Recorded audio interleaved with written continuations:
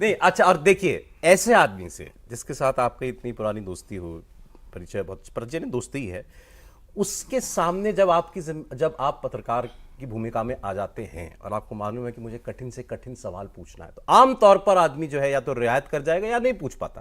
भाई मेरा दोस्त है, भाई आप मेरे दोस्त हैं, आप मेरे दोस्त हैं, कभी मैं आपका इंटरव्यू करने लगूँ किस दिन आप नेता बन जाओ, बड़े क्या निवेन जी तो बन भी सकते हैं, तो कभी नहीं तो भाई मैं थोड़ा संकोच करूंगा ना यार, कुछ तो लिहाज करूंगा ना, मतलब लिहाज इन द सेंस सवाल में, यार ये अनकंफर्टेबल सवाल है यार, नहीं इससे नुकसान ना हो जाए देवेन को। लेकिन रजत जी का ये है, आप जब एक बार मैं इंटरव्यूई, आप मेरे मेहमान, तो फिर केवल एक वो रिश्ता, उस वक्त वही रिश्ता है कि आप अब मेरे सवाल होंगे और आप जवाब दीजिए।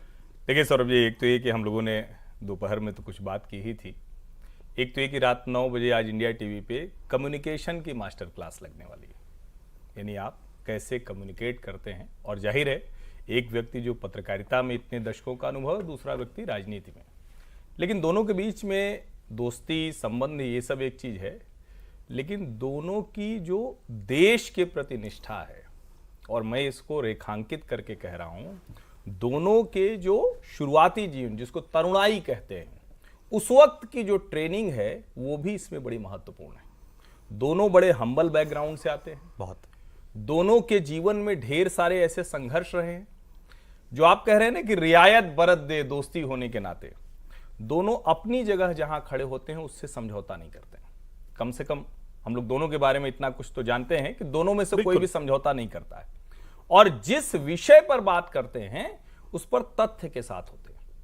आप आपकी अदालत शो की बात करें, अगर 3 दशक से चल रहा है और उस शो को कोई भी व्यक्ति, मतलब किसी को भी आप कहते हैं ना कि कम्युनिकेशन की आपको मास्टर क्लास लेनी हो, इंटरव्यू करना सीखना हो, तो आप उस शो को देख सकते हैं।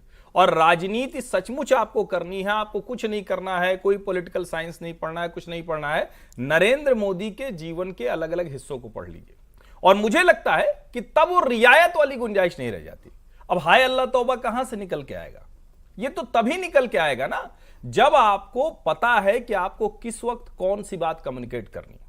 इस वक्त देश में हर किसी के मन में है कि यार पीओके में बड़ा हंगामा चल रहा है। अभी अमित शाह ने एक दिन बोला कि हमारे यहां पहले लोग कहते थे कि आजादी आजादी नारा लगाएंगे, नरेंद्र मोदी ने अभी एक रैली में बोला, और अब क्या है, अब वहां वाले प्रदर्शन कर रहे हैं, वहां दूसरी तरफ आटा नहीं है, और हमारी तरफ वाले कह रहे हैं कि हम तो सब एकदम बम बम है, बड़ा बढ़िया है। अब इसके आगे नेक्स्ट स्टेप क्या था?